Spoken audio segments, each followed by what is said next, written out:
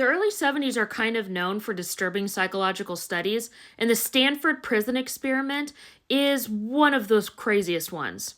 The study started on August 14th, 1971, and was supposed to last 2 weeks.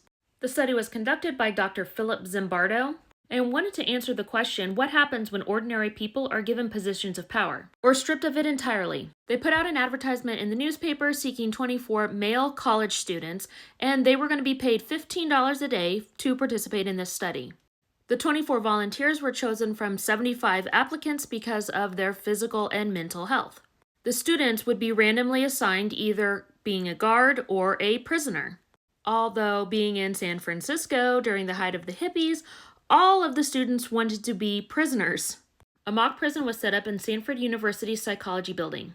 They replaced the doors to classrooms with steel bars and cell numbers. The cells had cots and no windows and nothing else. A larger area was partitioned off as a yard. A tiny closet was used as the hole. There were no restrooms in the cells, and so prisoners were blindfolded and led to the bathrooms only at certain times.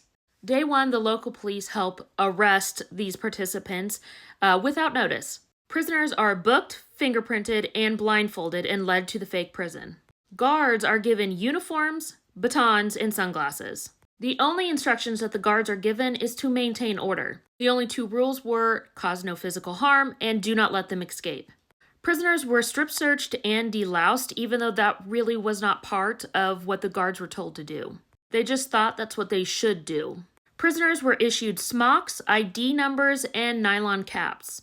Instead of shaving their heads like they would do in a real prison, they used the nylon caps. Also, the prisoners were not allowed to wear underwear. And again, that was not part of the study. The guards just decided that's what should happen. And remember, the guards are just other college students. And this is only day one. Day two, the prisoners immediately stage a hunger strike and barricade themselves into their cells. The guards respond by using fire extinguishers to get them out. The guards began developing psychological tactics to break down the prisoners. They awakened the prisoners throughout the night for head counts and forced exercise. And the guards now have complete control over their food, what they do with their time, and their bathroom breaks. At this point, Dr. Zimbardo is getting really into the study and fails to recognize the psychological damage that is occurring. Day three. The prisoners are forced to do pointless, exhausting tasks and endure public humiliation. And this is where the first prisoner has a psychological breakdown. Prisoner number 8612 starts to show emotional distress. At first they thought he was just being dramatic, but then it got increasingly worse. Zimbardo releases him from the study, but then rumors start going around that prisoner is going to come back and break them all out of prison. The guards respond to that rumor by getting increasingly paranoid. They tighten security and escalate punishment. Zimbardo himself is lost in the illusion of control and threat. It's basically going off the rails, and it's only day three. Day four is visiting day, and it is the day that parents and friends can visit the prisoners. The guards and the researchers stage a clean and peaceful environment, and that was to prevent concern.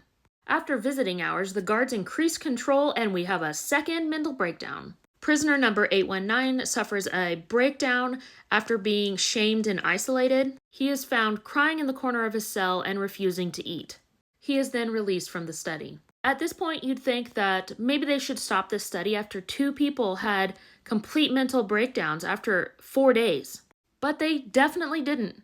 Day 5, the whole study starts falling apart.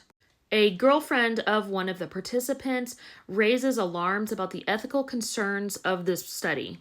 Zimbardo is completely immersed in his role as the prison superintendent, but he is finally starting to see that maybe this has gone too far. Zimbardo shuts down the 2-week study on day 6 after realizing the ethical boundaries that they've crossed. This study was highly documented, and you can find all of the documentation on Stanford University's website. Photos, videos, transcripts of the entire thing. And what I went over just scratches the surface of what happened and how bad it got. This study raised questions about situational versus dispositional behavior, and it basically proved that whatever situation you're in is going to override your disposition. It also raised questions about power and authority and ethics in research. Yeah, you think? What I wonder about is how would this study have been different if it had been all women? Here's a hint, I don't think it would have been much different. I've been around middle school girls. There are several great podcasts that go way deep into this experiment if you want to learn more. And I guess they put a movie out about it that I have never seen. What are your thoughts? Did this study go too far, and what could we have possibly learned from it?